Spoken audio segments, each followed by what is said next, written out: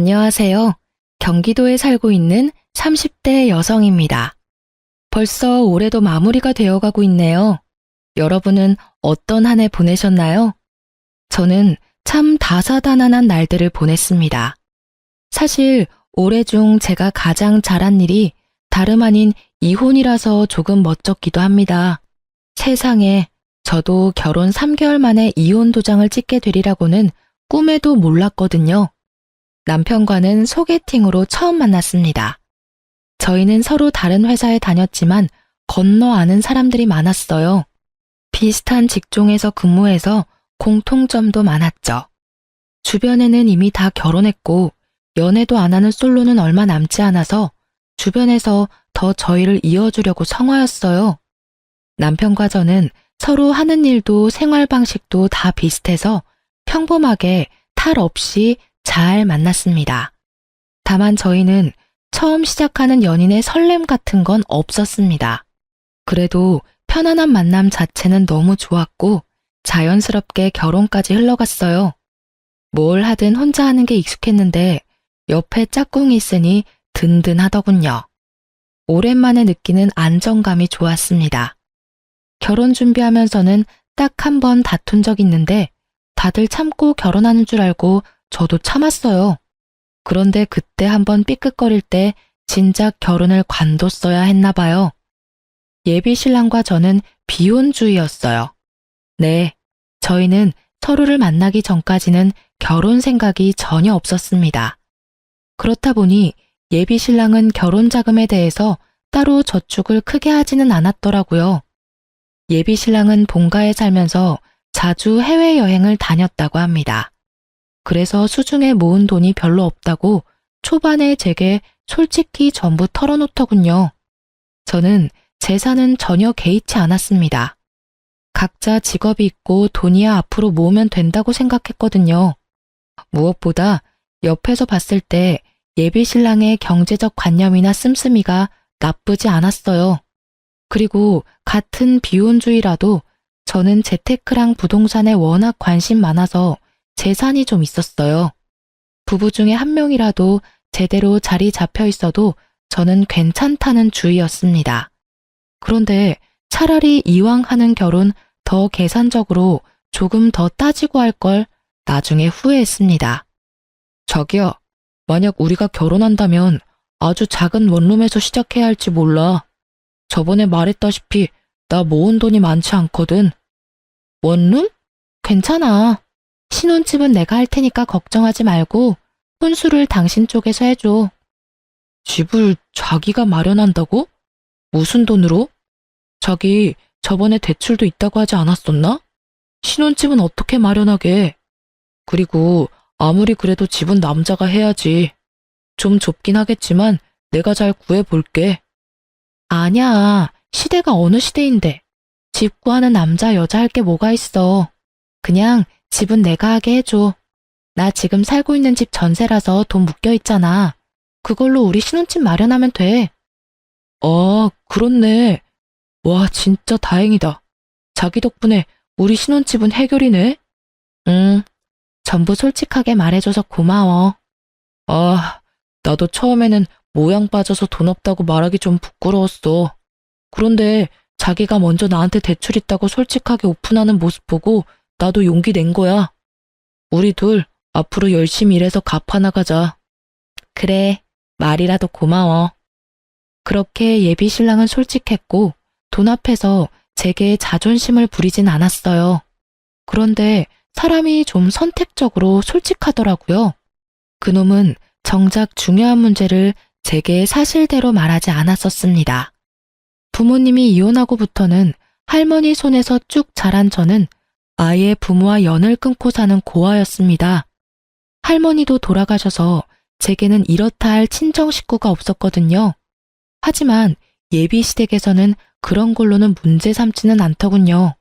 오히려 그땐 잘 컸다고 제게 칭찬했어요. 상진이한테 들었다. 신혼집은 새애기 너가 해온다고? 네, 아버님, 제가 신혼집 해오고 이 사람이 혼수 마련하기로 했어요. 상진이 넌 아무리 그래도 그렇지. 여자한테 집을 해오게 만들면 어떡해? 사내 녀석이 모양 빠지게. 여보, 좋은 날 또 왜 그래요? 효정아, 너희 시아버지가 벌써부터 며느리를 얼마나 생각하는지 몰라. 글쎄, 집은 본인이 해주겠다고 이렇게나 성활한다. 어머님, 아버님, 저희 좋게 봐주세요. 결혼은 최대한 저의 능력으로 하고 싶어서요. 보셨죠, 아버지? 제가 그렇게 하자고 한 게 아니라 효정이가 그러겠다고 한 거예요.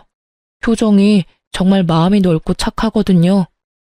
그러게, 할머님께서 우리 며느리 참 예쁘고 바르게 잘 키워주셨구나. 살아계셨으면 감사 인사라도 드리는 건데. 그러고 보니 효정이가 마음이 참 쓸쓸하겠구나. 말씀만이라도 감사해요. 참 요즘 보기 드문 참한 며느리감이야. 세아가, 내 아들이 아직은 가진 게 별로 없지만 이제 결혼하면 마음 잡고 살 테니 걱정하지 마라. 너 고생시키며 살 놈은 절대 아니야. 그런데 말이야, 제사 이야기는 우리 상진이한테 들었지? 네? 아, 제사요? 1년에 서너 번 있다고 들었어요. 아니, 서너 번이라니? 어머, 서너 번은 무슨. 상진이 너 효정이한테 지금까지 말 안 했어? 내가 자기한테 서너 번이라 했었나? 아, 기억이 잘 나질 않네. 며느라기 잘 들어라. 난 다른 거 필요 없다. 우리 집은 1년에 자그마치 제사가 10번이야. 네가 이제부터 시어머니 옆에 붙어서 그것만 잘 배우고 도우면 된다. 그럼 더 바랄 것도 없어. 1년에 10번이요? 그는 분명 제게 제사가 서너 번 있다고 말했었는데 알고 보니 10번이 넘더군요. 서너 번은 어떻게 잘 넘길 수 있다지만요. 맞벌이 하면서 10번씩이나 제사에 제가 참여해야 한다는 사실에 처음엔 머리가 어질했습니다. 당신 왜 제일 중요한 말을 숨겼어? 내가 뭘? 제사 말이야. 1년에 10번은 넘게 하는데 10번 정도는 꼭 내가 도와줘야 한다잖아. 숨기다니 정확하게 말 못해준 것 뿐이지. 숨긴 건 아니야. 그리고 며느리로서 시댁 제사 참여하는 건 당연한 거지. 뭐? 이렇게 중요한 건 나한테 미리 말해줬어야지. 미리 말해줬으면 뭐 결혼 안 한다고 프로포즈 거절이라도 하게. 뭐? 지금 그런 말이 아니잖아. 제사 지내는 거 미디어에서 별일인 양 떠들어대는데 사실 진짜 별거 아니야. 다 같이 준비하는데 힘들 게 뭐 있어? 자기 좀 의외다. 거짓말은 못하는 사람인 줄 알았는데 모든 부분에서 솔직한 건 아니구나. 뭐? 너 은근히 기분 나쁘게 얘기한다. 너야말로 섭섭하게 왜 자꾸 나를 나쁜 사람인 것처럼 말해. 제사가 그렇게 하기 싫어? 설마 너 신혼집 네가 해온다고 제사도 못하겠다 이런 마인드인 거니? 여기서 신혼집 이야기가 왜 나와? 아, 그렇잖아. 신혼집 내가 했어도 네가 이런 식으로 나한테 갑질했을까? 자격지심인 건지 갑질이라는 표현을 쓰면서까지 예비 신랑이 매우 씩씩거리더군요. 여러분이 보기에도 집 해오는 조건으로 제가 갑질하는 걸로 보이시나요?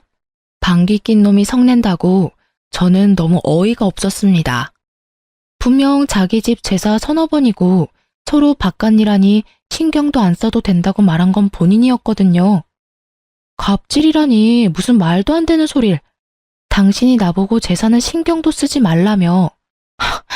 집을 내가 해오는 걸 떠나서 솔직히 말해서 제사 매번은 못 도와드려. 내가 집을 안 해왔어도 내 입장은 똑같아. 우리 각자 얼마나 힘들게 일하는지는 당신이 제일 투명하게 잘 알잖아. 직장 생활하면서 1년 제사 다 챙기기 어려워. 그러니까 당신이 어머님 아버님께 미리 내 입장 제대로 말씀드려. 난 지금 제사도 제사지만 당신이 당연하다는 식으로 구는 게 제일 이해 안 가고 기분 나빠. 처음부터 서너 번이라고 속이지나 말던가. 저는 다른 건 다 참아도 제게 거짓말하는 건 정말 못 참겠더라고요. 예전에 남자친구들과 헤어졌던 이유도 다 거짓말 때문이었거든요.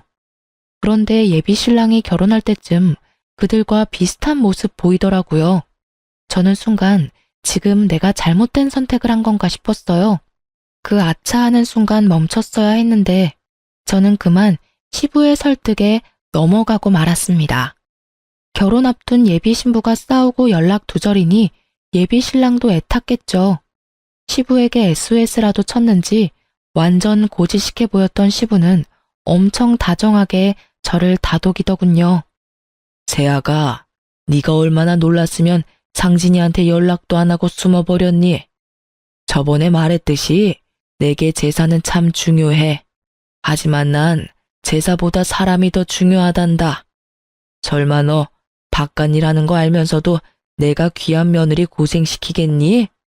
네 시엄마도 똑같은 생각이야. 가르쳐 주려는 마음이지. 부려먹을 생각은 추호도 없다. 네 시아버지 말이 맞아, 아가. 우리가 널 어떻게 부려먹니? 게다가 너 할머님 돌아가시고 제사도 한번 지내본 적 없을 거 아니니? 하나뿐인 핏줄인데 너도 분명 나중에 할머님 제사 챙기고 싶을 거야. 나한테 미리 배운다고 생각하렴. 시부는 제사가 너무 많아서 깜짝 놀랐을 제 마음을 다 안다며 아들놈 혼내주겠다고 저를 편들어줬어요. 제사 이야기는 둘이 상의가 된 일인 줄 알았다고 하더라고요. 그래서 제사 전부 다 도울 필요 없이 딱 1년에 5번만 도와달라더군요. 시모도 옆에서 너무 미안하다고 맞장구 쳤어요. 예비신랑도 뒤늦게나마 용서를 구하고 시부모가 나서서 저를 편들어주니 저는 결국 못 이기는 척 사과를 받아줬습니다. 사실 저희 할머니 독실한 크리스천이라 제가 따로 제사 지낼 일도 없었어요. 하지만 시부모에게 굳이 덧붙이지는 않았습니다. 제사가 1년에 10번 넘게 있는 거 알게 됐지만 그렇게 참고 결혼에 결국 꼴이 냈습니다. 사실 속으로는 5번도 많다고 생각했어요. 그런데 세상에 제사상 한 번 못 차려보고 황당하게 이혼할 줄은 몰랐습니다. 그래도 제사 문제가 금방 잊힐 만큼 결혼 생활 초반은 아무 일 없이 잘 지냈습니다. 남편은 결혼하고 나니까 확실히 연애 때보다 더 살뜰히 제게 잘해주더군요. 아침엔 출근하느라 둘 다 바쁜데 남편은 꼭 저보다 먼저 일어나서 아침 식사를 준비했습니다. 평소에 제가 제일 약한 부분이 잠이에요. 그래서 혼자 살 때는 따로 아침 식사를 챙겨 먹지도 않았습니다. 그런데 남편 덕분에 몇 달 아침 챙겨 먹으니 속이 든든하고 따뜻해서 고맙더라고요. 여보, 일어나. 지금 일어나야 같이 밥 먹고 출근할 수 있어. 자기야, 아침인데 고생스럽게 뭘 또 이렇게 많이 차렸어. 엄마가 준 반찬이지 뭐. 내가 한 건 계란 후라이 뿐이야. 맛있게 먹어. 오늘도 화이팅 하자. 응, 고마워. 나도 자기처럼 아침에 일찍 일어나고 싶은데 쉽게 눈이 안 떠져. 자기 원래 아침잠 많잖아. 괜찮아. 아침은 나한테 맡겨. 그때까지만 해도 저는 남편이 차려주는 아침이 그의 사랑이 담긴 배려라고 생각했어요. 저녁은 항상 남편보다 더 일찍 퇴근하는 저 혼자 준비하니까 아침이라도 신경 써서 차려주나 싶었죠. 그런데 그 아침밥은 남편이 미리 세운 계획 중 일부였더군요. 신혼 초 사랑 담긴 순수한 아침밥이 아니라 그건 일종의 뇌물 같은 거였나 봐요. 남편은 점점 숨겨둔 본색을 드러냈습니다. 자기야, 우리 이제 슬슬 통장 합칠까? 어차피 우리 월급도 비슷하게 벌고 네 통장 내 통장 할 거 없이 재산을 슬슬 합쳐야지. 생활비 입금하는 것도 몇 번 하다 보니 별로야. 귀찮게 일일이 다 계산해야 하잖아. 난 은근히 숨 막혀서 이런 건 딱 질색이야. 결혼한 지 얼마 되지 않아서 생활비 어디서 어떻게 쓰일지 잘 모르잖아요. 그래서 달마다 쓴 총 금액을 계산해서 각자 반씩 부담하고 있었습니다. 그렇게 1년 동안 생활 방식을 보고 적정 금액 정해서 생활비 각출하기로 했는데 남편은 갑자기 통장을 합치자더군요. 어차피 계산도 제가 다 하는데 귀찮다면서요. 게다가 저희는 월급이 비슷하지도 않았어요. 남편 월급은 300만 원 언저리고 제 월급은 400만 원이 훌쩍 넘었죠. 비슷한 직종이니까 버는 돈이 너무 차이가 나면 상대방이 민망할까봐 결혼 전에는 제가 비슷하다고 말했었어요. 응? 난 지금도 괜찮은데? 1년 동안은 이렇게 하기로 했잖아. 에이, 그러지 말고 합치자. 당신은 저녁 장보고 나는 아침 장보고 그런 것도 더해서 반 나누는 거 솔직히 좀 그래. 그래? 당신이 아침 장을 따로 본 적이 있어? 거의 냉장고에 내가 봐둔 재료 쓰는 줄 알았는데. 그런데 난 결혼했다고 바로 통장 합치는 건 싫어. 합치더라도 몇 년 있다가 합치는 게 낫지 않아? 소비 패턴이 다르고 아직은 한 달에 개인적으로 쓰는 돈이 다르잖아. 아, 일단 당신 뜻이 그렇다면 알겠어. 근데 그렇게 말하니까 좀 서운하다. 응? 난 같이 잘 살아보고 싶어서 말한 건데 당신은 좀 성 긋는 것 같아서 서운해. 성 긋는 게 아니라 됐다. 그만 얘기하자. 저는 제가 당장 달에 개인적으로 쓰는 돈이 많아서 그렇게 말한 건데 남편은 제가 선을 긋는다고 서운해하더군요. 삐진 남편은 제게 한동안 툴툴거렸습니다. 그래서 저는 좀 더 꼼꼼하게 생활비를 제외하고 각자 한 달에 쓰는 돈들에 대해서 남편과 다시 의논해야겠다고 생각했어요. 각 잡고 이야기하는 것보다 자연스럽게 아침 식사를 같이 준비하면서 얘기를 꺼내는 건 어떨까 싶어 저는 평소보다 일찍 일어났어요. 참 그날따라 눈이 번쩍 떠지더군요. 아침부터 주방에서 사부작거리는 소리가 들려서 곧바로 주방으로 갔습니다. 그런데 생각하지도 못한 남편의 충격적인 대화에 온몸이 굳어버렸습니다. 아, 엄마, 내가 언제까지 이 짓을 해야 해? 나도 아침에 더 자고 싶다고. 아니, 아버지는 왜 이런 걸 시켜서 진짜 별 효과도 없어. 지가 공주야? 보니까 내가 아침 차려주는 걸 당연하게 생각하는 눈치야. 엄마 지금 통장 합치자는 소리에도 저렇게 딱 잘라서 냉정하게 구는데 내가 엄마 아빠 용돈 드리자고 하면 쟤 아주 난리 날 것 같아. 내가 왜 자꾸 눈치를 보면서 살아야 해? 엄마, 두고 봐. 아들이 어떻게든 통장 합칠 테니까. 그러면 이 짓거리도 이제 끝이야. 그 짧은 통화 내용만 들어도 시댁과 남편이 저를 어떻게 생각하는지 짐작이 가더군요. 너무 심장이 두근거려서 일어난 티도 못 내고 다시 안방에 들어갔습니다. 상황 파악하는데 헛웃음이 나오더군요. 제가 결혼한 사람이 그렇게 앞뒤가 다른 사람이라곤 전혀 몰랐습니다. 그러니까 지금 남편이 돈 때문에 제게 아침 차려주는 쇼를 하고 있었다는 거잖아요. 저는 방에서 혼자 아무리 마음을 가다듬어도 시댁과 남편이 하는 연극에 제가 낀 느낌을 지울 수가 없었습니다. 조금 시간이 흐르자 남편은 평소처럼 다정하게 깨우러 들어오더군요. 여보, 이제 일어나야지. 같이 아침 먹자. 내가 여보 좋아하는 프렌치 토스트 준비했어요. 식탁에 앉으니 그 많은 아침 식사가 그런 의도로 준비된 거였다는 걸 다시 곱씹게 되더군요. 내가 요 며칠 퉁명스럽게 해서 미안해. 난 잘 살아보려고 말 꺼낸 거였는데 당신이 딱 잘라 거절하니까 좀 서운하더라.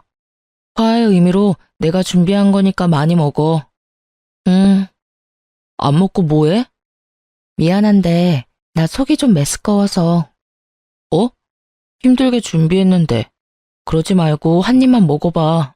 빈속이라 메스꺼운 걸 수도 있잖아. 미안, 도저히 못 먹겠어. 아이씨, 준비한 성의가 있는데 그래도 먹는 신용이라도 좀 할 수 있잖아. 아씨? 지금 내가 속이 안 좋다는데 당신은 억지로라도 이걸 먹이고 싶어? 먼저 괜찮냐고 물어보는 게 먼저 아니야? 아, 깜짝이야. 왜 갑자기 소리를 질러? 서운해서 그랬지. 괜찮아? 뭐 어제 먹은 저녁이 체한 건가? 뭐 말만 하면 서운하대. 아침은 됐고 그럼 통장 이야기나 다시 하자. 통장? 뭐야, 당신 내 말대로 해주게? 저는 통장 이야기에 너무 티나게 화색이 도는 남편 놈을 보고 속이 뒤집어졌습니다. 일단은 내색을 하지 않고 물었죠. 당신 정확히 달에 통장에 찍히는 금액이 얼마야? 서로 그것부터 정확히 하자. 자, 이것 봐. 난 투명하게 공개할 수 있어. 남편 실수령액이 찍힌 통장 내역을 보니 정확히 300만 원이 조금 안 되더군요. 저는 헛웃음을 지으며 제 월급을 공개했어요. 그때는 통장을 합치려는 생각보다 남편이 어떻게 나오는지 보려고 한 거였죠. 뭐야? 세금 떼고도 400만 원이 훨씬 넘네? 월급이 나랑 100만 원 넘게 차이 나잖아. 내가 훨씬 더 많이 버네. 언제는 비슷하게 번다며. 당신 몰랐는데 진짜 좀 치사하다. 훨씬 많이 벌면서 왜 지금까지 숨겼어?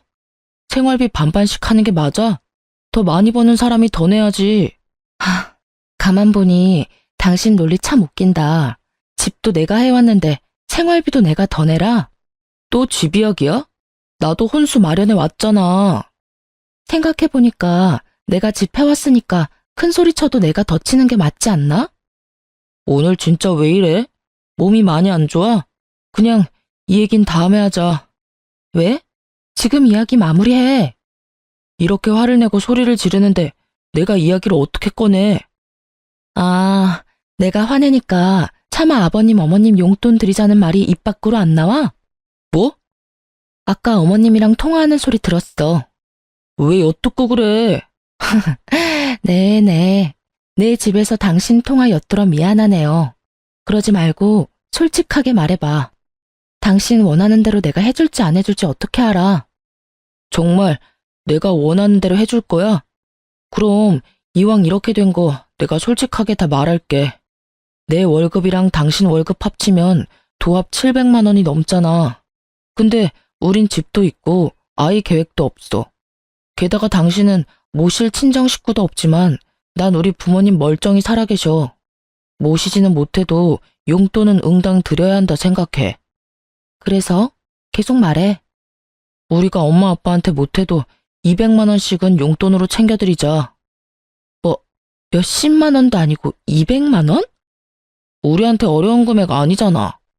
어디가 아프신 것도 아닌데 왜 200만 원씩이나 드려야 해? 당신은 부모님 없어서 모르겠지만 이 금액 지극히 일반적인 거야. 무슨 말도 안 되는 소리 하지 마.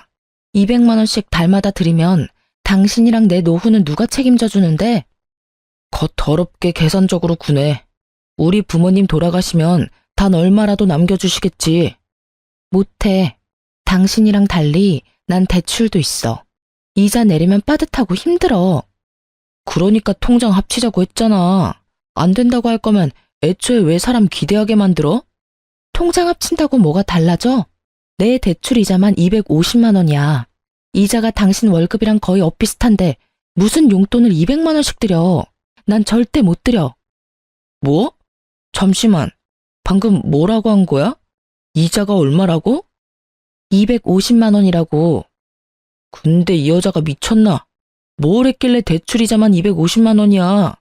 당신 대출 얼마나 있는 거야 지금? 9억 정도 있어. 너 돌았구나? 당신 미쳤어? 남편은 이자와 대출 금액을 듣더니 제 뺨을 사정없이 날려버리더군요. 아직도 그때의 눈빛이 잊히지 않아요. 어디에 쓴다고 대출이 그렇게 있는지 물어보지도 않고 제게 손찌검을 했습니다. 개거품 물면서 살림 다 부수려고 하던 남편은 지가 산 혼수니까 차마 아무것도 손대지 못하더군요. 뺨도 맞고 그 찌질함을 계속 지켜보는데 정신이 확 들더라고요. 이건 명백히 사기 결혼이야. 어디 감히 그 큰 대출을 숨기고 결혼할 생각을 해? 너 겉으로는 멀쩡해 보였는데 완전 속빈 강정이었구나. 그 나이까지 결혼 못한 이유가 따로 있었어. 우리 부모님 너 고아인데도 결혼 허락해줬어. 근데 이렇게 뒤통수를 쳐? 너야말로 지금 대출 받은 이유도 정확히 모르면서 사람 뺨을 쳐? 이 정신 나간 여자야. 네가 왜 대출이 9억이나 있는지 난 하나도 궁금하지가 않아. 그동안 내가 해먹인 아침이 아깝다. 진짜 양심도 없지. 언제까지 속이려 했어? 넌 겨우 뺨 한 대 맞은 걸로 고맙게 생각해. 생각 같아서는 확, 아휴, 됐어. 어차피 이혼할 건데 뭘 더 말해. 제가 정말 어이가 없고 억울했던 건요. 저는 사치하거나 투자를 잘못해서 9억이나 빚진 게 아니었어요. 5년 전에 무리해서 땅을 사기는 했지만 건물을 지어 올려서 현재 공시지가로 계산하면 30억이 넘거든요. 건물 소유한 거 소문나봤자 좋을 거 없다는 걸 알아서 주변 지인도 전혀 몰라요. 결혼해서도 건물 이야기는 될 수 있으면 말하지 않았죠. 저는 결혼했다고 해서 나 건물 있어 하고 바로 밝힐 필요는 없다고 생각했거든요. 대출은 당연히 마이너스니까 밝혀야 한다고 생각했고요. 지금 생각해보니 정말 잘한 선택이었어요. 이렇게 구린 놈인 줄 몰랐으니까요. 사실 건물 월세만 대충 계산해도 1,000만 원이 넘게 들어와서 저 한 달 대출 이자에 대해선 전혀 부담이 없습니다. 하지만 남편과 시댁이 꼭 제게 맡겨놓은 돈을 내놓으라는 식이니 절대 도움 주고 싶지 않았어요. 그리고 저를 두고 그들끼리 음흉한 계획을 세웠다는 게 매우 기분 나빴습니다. 그런데 남편놈은 이런 실정을 다 모르고 개거품 물면서 제 뺨부터 올려붙인 거죠. 저는 남편놈이 뛰쳐나가고 시부모에게 곧바로 전화했습니다. 남편이 내 뺨을 때렸다고 말했으나 시부는 이유도 묻지 않고 참으라 하더라고요. 아버님, 저 그이한테 뺨 맞았어요. 저희 아무래도 이혼할 것 같습니다. 뭐? 내 아들이 너한테 손찌검했다고? 뭐 그럴 만한 이유가 있었겠지. 근데 뺨 한 번 맞은 게 뭐 대수냐? 내가 살아있는 한 내 아들 이혼남 되는 거 난 죽어도 못 본다. 아가, 네가 한 번만 참아라.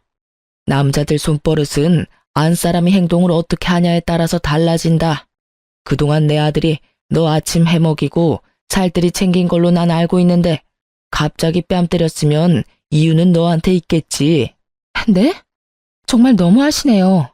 뺨 맞은 이유가 저한테 있는지 아버님이 어떻게 아세요? 그리고 아무리 잘못했더라도 폭력 쓰는 게 맞는 일인가요? 일단 내가 상진이랑 이야기 나눠볼 테니 며느리 너는 그냥 조용히 있어라. 세상 천지 핏줄 없는 네가 옆에 남편이라도 있어야지. 이건 내 아들을 위한 일이기도 하지만 다 너를 위한 일이기도 하다. 그러니 매정하다 생각하지 마라. 끊는다. 그래도 며느리라고 다정하게 대해준 시부를 조금은 믿었습니다. 하지만 그 아들의 그 아버지라고 둘 다 어리석기는 하더라고요. 시부는 자기 아들 이혼남 만들 수는 없다면서 제게 역정을 냈습니다. 역시 팔은 안으로 굽는다는 걸 그 기회로 제대로 알게 됐습니다. 시부모와 남편 자기들끼리 가족이고 저는 그들에게 이방인이었을 뿐이었죠. 그렇게 집 나간 남편놈은 하루 만에 제게 이혼 서류를 내밀더라고요. 소송으로 가면 번잡하니까 합의 이혼으로 마무리 지어. 도장 찍어. 합의 이혼? 그래, 바라던 바네. 순순히 이혼해준다니까 더 놀랍다. 너 9억 대출 있는 거 설마 이혼하고 나서 나한테 조금이라도 책임 넘기려는 건 아니지? 뭐? 혹시나 해서 이혼한 친구놈한테 내가 물어봤어. 잘못하면 내가 네 빚까지 갚아야 할 수도 있다더라. 그러니까 네 재산 한 푼도 나한테 넘어오지 않도록 재산 분할 포기각 썼어. 내가 이런 것도 안 알아봤을까 봐? 남편놈은 자기 복 자기가 찬 줄도 모르고 제게 각서까지 쓰게 하더군요. 하마터면 저도 놓칠 뻔한 부분이었는데 오히려 정말 고마웠습니다. 하나는 알고 열은 모르니 남편의 그 멍청함에 많이 웃기는 했어요. 일반적으로 대출도 재산이 꽤 있는 사람이 받는 거잖아요. 제가 그만큼의 대출을 어떻게 받았고 또 어디에 썼는지 끝까지 물어보지 않더라고요. 그래, 너 잘났다. 근데 너 나랑 이혼하면 나중에 후회할걸? 후회는 무슨? 너 지금 우리 아빠 믿고 그러는 거냐? 내 걱정하지 마. 아버지 너 대출 9억이나 있는 거 알고 완전 개거품 무셨어. 여기까지 같이 온다는 거 내가 겨우겨우 말려서 너 오늘 목숨 건진 거라고. 이제 진짜 끝이니까 구질구질하게 붙잡지 마라. 깔끔하게 합의 이혼하면 돼. 그래? 근데 깔끔하지 않은데? 뭐? 저는 깔끔하게 이혼해주려고 냉장고에서 대파 한 단을 꺼내 그놈 뺨을 두들겨 팼습니다. 어이, 이게 무슨 짓이야? 너도 그때 야무지게 내 뺨 날렸잖아. 나도 깔끔하게 이혼하려면 내가 받은 건 돌려줘야지. 왜? 합의 이혼 말고 그냥 소송으로 가고 싶어? 어휴, 내가 똥이 무서워서 피하냐? 됐다. 더러워서 피하고 말지. 그 대화를 끝으로 저는 한 달여 만에 그 머저리랑 이혼했습니다. 그놈이 원하는 대로 각서도 써줬어요. 서로가 원하는 이혼이었기에 이혼 조정 기간도 무리 없이 끝났고 이혼은 확정됐습니다. 결혼하기까지는 정말 시간 걸리던데 이혼은 마음먹으니 엄청 쉽더라고요. 드디어 등본에 전 남편 이름이 삭제되어 저는 혼자 파티를 열었답니다. 다행히 이혼 과정 중에 전 시부모랑도 제가 마주할 일은 없었습니다. 혹시라도 제가 금전적으로 들러붙을까봐 이혼까지 연락 한 통 없었던 것 같아요. 오히려 감사했죠. 그 사람들이 저한테 들러붙을까봐 저도 조마조마했거든요. 저는 바로 신혼집은 새놓고 제 건물 근처 오피스텔로 이사했습니다. 주말에는 왔다 갔다 하며 건물 한번 보고 항상 1층 분식집에서 점심을 간단히 해결했어요. 그런데 진짜 세상에 소름 돋게도 이혼하고 일주일 뒤 제 건물에서 시부랑 딱 마주쳤습니다. 저도 그렇게 마주칠 거라고는 상상도 못했어요. 제가 기존 건물 청소 용역 업체의 계약이 다 끝나서 고심해서 새로운 업체를 구했거든요. 첫날이라 업체 사람들이랑 얼굴도 틀 겸 분식집에서 먼저 밥을 먹고 있었어요. 그런데 하필 그 청소업체에 시부가 속해 있었어요. 김밥 하나 입에 넣자마자 청소하는 시부랑 눈이 딱 마주쳤습니다. 저는 굳이 마주하고 싶지 않아서 못 본 척 고개를 돌렸어요. 모자를 쓰고 있어서 못 알아볼 줄 알았는데 저의 전 시부는 기어코 분식집 안까지 들어와서 저에게 다짜고짜 따지더라고요. 사장님, 앞으로 여기 이 여자한테는 음식 팔지 마쇼. 음식이 아까워. 이 여자가 어떤 여자인 줄 알아요? 내 아들 이혼남 만든 아주 못된 물건이야. 대출 있는 것도 속이고 내 아들이랑 우리 집 말아먹으려고 한 거지라고. 거지를 식당에 들이면 되나? 어이구, 영혼까지 끌어서 대출받아서 도대체 어디에다가 썼냐? 순순히 집해온다고 했을 때 내가 의심했어야 하는데. 밥 먹고 있는 거 안 보여요, 아저씨? 뭐? 아저씨? 아, 할아버지인가? 좋은 말로 할 때 그냥 곱게 지나가세요. 당신 아들이랑 깔끔하게 이혼도 했는데 왜 이제 와서 제 속사정을 궁금해하세요?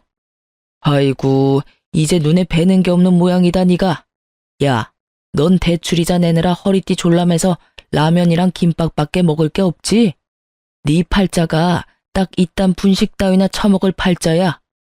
직업 있고 월급 잘 받으면 뭐해? 빚이 한가득한데. 넌 평생 빚 갚다가 죽을 거다 이거사. 온갖 막말을 퍼부으며 난동 부리는 전 시부에 분식집 사장님이 놀라서 뛰쳐나오더군요. 아니, 누구신데 우리 손님한테 그러세요? 나 여기 건물 청소 용역업체 일하는 땡땡땡이요. 앞으로 자주 보겠네요. 장사 망하기 싫음 손님도 가려가면서 받아요. 그리고 이 여자 먹고 계산 안 하고 그냥 도망갈지도 모르니까 잘 주시하고요. 지금 남의 영업장에서 소란 피우는 게 누군데? 남의 집 귀한 딸한테 뭘 하는 거야, 이 영감탱이가? 효정씨, 건물 청소 용역업체 바꿨다더니 웬 정신 나간 할아버지가 왔어요? 효정씨 아는 사람이에요? 워낙 분식집 사장님이랑 친하게 지내서 아주머니가 더 큰 소리로 으름장을 놓자 전 시부는 당황해 하더군요. 참나, 아줌마가 이 여자 엄마라도 돼요? 엄마 딸 관계는 아니지만 이분이 보기 드문 착한 건물주네요. 월세도 시세보다 낮게 받으시고 얼마나 좋은 사람인데 당신이 뭐라고 이렇게 막말을 퍼부어대? 그것도 밥 먹고 있는 사람한테. 밥 먹을 때는 개도 안 건드려. 뭐라고요? 이분이 당신 업체 고용한 이 건물 건물주잖아요. 아저씨 겉도 모르고 막말 퍼부었어요? 당신이 말하는 지금 영끌러인가 뭔가 영혼 끌어서 대출받는 요즘 젊은이가 아니라 오래전에 이미 자수성가해서 이렇게 비싼 건물 소유한 멋진 신여성이라고요. 아가, 이게 다 사실이냐? 아가라뇨. 소름 돋으니까 그렇게 부르지 마세요. 그럼 뭐 대출 9억이 은행에 찾아가서 해달라고 하면 그냥 쉽게 빌려주는 줄 알았어요? 하긴 그쪽이 그만한 재산도 없으니 대출 1,000만 원이라도 쉽게 받을 수 있었겠어요? 그런 상황이 없으니 알 리가 있나? 그러니까 당신 아들 포함해서 온 집안이 경제적으로 무지하지. 너 왜 우리한테 건물 있는 거 숨겼냐? 세상에 이런 게 어딨냐? 감히 건물 있는 거 숨기고 재산 한 푼 안 주고 이혼을 해? 네가 건물 있는 거 알았으면 우리 아들이 너랑 이혼할 필요도 없었지. 그럼 내가 여기서 이러고 건물 청소나 하러 다닐 필요도 없고. 하여튼 부전자전이라더니 반응 똑같은 거 웃겨 죽겠네요. 아저씨, 결혼 전에 취득한 재산에는 분할 대상이 아니에요. 그리고 아들이나 아빠나 왜 생판 남의 재산을 탐내냐고요. 심지어 지금은 이혼해서 아주 남이에요. 내가 이건 그냥 두고 못 보지. 네 건물이 우리 아들 건물이나 다름없지. 혼인 사실이 명백히 있는데 이건 사기야. 재산조사 다시 들어가야 해. 허허, 뻔뻔하기도 하셔라. 혹시 그건 아시나? 그쪽 아들이 내 대출 조금이라도 갚아달라 할까봐 개거품 물면서 재산 분할 포기각서 쓰자고 한 거 몰라요? 그런 건 또 상의를 안 했나 봐요. 뭐? 그래서 썼냐? 당연하죠. 원하는 대로 써줬는데 뭐 문제 있나요? 안 돼. 아이고, 내 건물. 어머, 저 아저씨가 정말 노망나거나 치매 걸렸나 보네. 남의 건물 보고 자기 건물이라니. 이제 남 식사하는 가게에서 방해 그만하고 나가세요. 그리고 그 업체에서 잘리고 싶지 않으면 지금 당장 내 건물에서 나가요. 알겠어요? 아가, 내가 정말 잘못했다. 우리에게 한 번만 기회를 다오. 잠깐이지만 우리 네 식구 한 가족이었잖아. 보아라고 막말할 땐 언제고, 아가? 진짜 끝까지 소름 돋게 하네. 먼저 나 버린 건 그쪽들 아닌가요? 버려놓고 무슨 가족이래? 너 그렇게 살면 벌 받아. 내가 왜 벌을 받아요? 좋은 게 좋은 거라고. 가진 게 많으면 세상에 베풀면서 살아야지. 내가 내 돈을 어떻게 하든 그쪽이 뭔 상관이야. 당신네한테 줄 돈 한 푼도 없으니까 꺼지세요. 그 사람이 벌 받는다는 소리만 안 했어도 그쯤 했을 텐데 저도 사람인지라 그 말 한마디에 이성의 끈이 딱 끊어지더군요. 전시부는 분식집 사장님이 소금을 뿌리니까 그쯤 하고 사라지더군요. 저는 바로 용역업체 사장한테 전화해서 전시부 이름 대고 그 사람 때문에 계약 파기하고 싶다며 제 입장을 전했습니다. 업체에서는 사과와 함께 계약한 기간은 채우고 싶다 했지만 저는 필요 없다고 했습니다. 한 달치 용역비는 날렸지만 더 이상 전시부와 마주칠 일 따위는 없어서 마음만은 홀가분했습니다. 그 뒤로 뭐 전시모까지 전화가 왔어요. 이혼 후 굳이 번호 안 바꿨었는데 그 일 있고 나서 바꿨습니다. 저를 붙잡고 애원하고 뭐 비슷했죠. 효정아, 난 정말 너희가 이혼하는 게 싫었단다. 하지만 내가 무슨 힘이 있었겠니? 그저 아들과 남편이 하라는 대로 잠자코 있었지. 하지만 내 아들 아직도 여전히 너 많이 그리워해. 후회도 하고 있고 반성도 하고 있단다. 그러니까요, 아줌마. 저는 돌아갈 일 없고 우리는 모두 이제 남남이고 제발 전화 좀 그만하세요. 그렇게 이혼 안 했어도 난 이혼했을 거거든요. 내가 왜 시부모한테 200만 원씩 용돈을 줘요? 아니, 그건 말이다. 아들한테 효도 바라시고 남한테 효도 바라지 마세요. 끊습니다. 제가 해결해야 할 문제는 물론 그것뿐만 아니었죠. 전 남편 놈이랑 저랑 겹치는 지인이 많다고 했었잖아요. 이혼하고 한참 동안 저 빚쟁이라고 주변에 소문을 엄청 더럽게 냈더라고요. 다들 쉬쉬했는데 결국 제 귀에 들어왔어요. 그 덕에 저는 어쩔 수 없이 주변 사람들한테 건물주라는 걸 오픈했습니다. 다들 그럼 그렇지 하고 저를 두둔했고 전 남편이 한심하고 어리석었다 욕하더군요. 전 남편도 제가 건물주라는 걸 시부모와 주변 사람들에게 뒤늦게 전해 듣고 술 먹고 저를 한번 붙잡으러 오긴 했습니다. 여보, 법적으로 남이지만 아직도 여전히 당신은 나한테 여보야. 내가 얼마나 널 아끼고 사랑해줬니? 근데 넌 왜 그렇게 쉽게 져버려? 내가 아무것도 모르고 이혼하자면 당신이 말려주지 그랬어. 내가 너무 애송이었어. 대출도 자산이라는 거 몰랐어. 효정아, 나 한 번만 봐주라, 응? 엄마 아버지 다 버리고 오라 하면 그렇게 할게. 난 당신만 있으면 돼. 미친 소리하고 앉아있네. 야, 꼴에 자존심 있어서 맨정신으로는 못 매달리겠지? 술 냄새 풀풀 풍기면서 바짓가랑이 붙잡고 늘어지면 내가 받아줄 거라 생각했어? 이건 또 누구 머리에서 나온 생각이니? 너희 엄마? 아니면 아빠? 너희 가족 이런 계획 잘 짜잖아. 아, 소름 돋아. 이혼해줘서 다시 한번 정말 고맙다. 비꼬지 말고 내 진심 좀 알아주라. 진심? 그럼 내가 마지막으로 기회 줘볼게. 너 9억 있어? 내 대출 네가 다 갚아주면 네 진심 생각은 해볼게. 뭐? 내가 9억이 어딨어. 당장 9천만 원도 없는데. 그러니까 이 거지야. 그 나이 먹고 땡전 한 푼 없는 너랑 결혼해줬으면 감사합니다 했어야지. 먼저 내 뺨 올려붙인 게 누군데. 그리고 너 내가 모를 줄 알았어? 사람들한테 내 이미지 바닥으로 추락시켜놓고 이렇게 매달리는 거 양심 안 찔려? 추악하다 정말.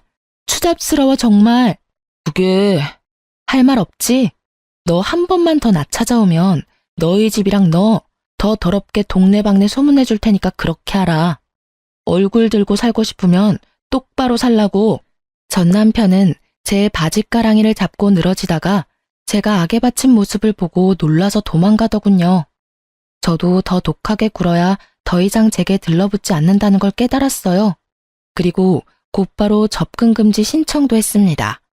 혹시 몰라서 전 남편이 제 재산을 노리고 스토킹한다고 경찰에 신고도 당연히 했습니다. 그렇게 다 조치를 취하자 더 이상 그놈과 그 식구들은 제 앞에 모습을 나타내지 않았어요. 그렇게 겨우 질긴 인연 끊어냈습니다. 주변에 안 좋게 났던 제 소문들도 잠잠해지고 역으로 전 남편의 평판이 안 좋아지더군요. 다 자업자득이라 생각합니다. 시부는 그 청소 용역업체에서 바로 잘렸다고 합니다. 남한테 눈물 나게 했으니 본인도 피눈물 흘리셔야죠. 여러분, 만약 제게 그렇다 할 가족이 있었으면 그 인간들이 제게 함부로 안 했을까요? 만일 제가 대출이 없었다면, 그리고 건물이 있다는 걸 미리 알게 되었다면 생활비 200만 원이 아니라 저의 건물 월세를 자기들 달라고 할 게 분명해 보였어요. 전 시부모는 애 안 낳아도 상관없다더니 본인들 부양하기를 바랬던 거예요. 전 남편 역시 대리 효도를 바랬고요. 지금 생각해보니 잘못된 결혼 빠르게 이혼할 수 있었던 것도 다 하늘에서 저희 할머니가 도와주신 게 아닌가 싶습니다. 저는 겉으로는 아무렇지 않은 척하고 센 척했지만 이혼의 아픔은 꽤 길었습니다. 내가 모자라고 세상에 피부치 없어서 이런 서름 겪는 거란 생각도 들더군요. 건물이 있어도 월세가 들어와도 제 편이 없다는 사실에 마음은 허했습니다. 언젠가 저도 진짜 짝을 만날 수 있을까요? 이제 함부로 사람을 못 믿겠습니다. 물론 세상에 이런 사람들만 존재하지 않는다는 거 잘 알고 있어요. 하지만 지금까지 어떻게 씩씩하게 살아왔나 싶을 정도로 앞으로 살 날이 조금 두렵기는 하네요.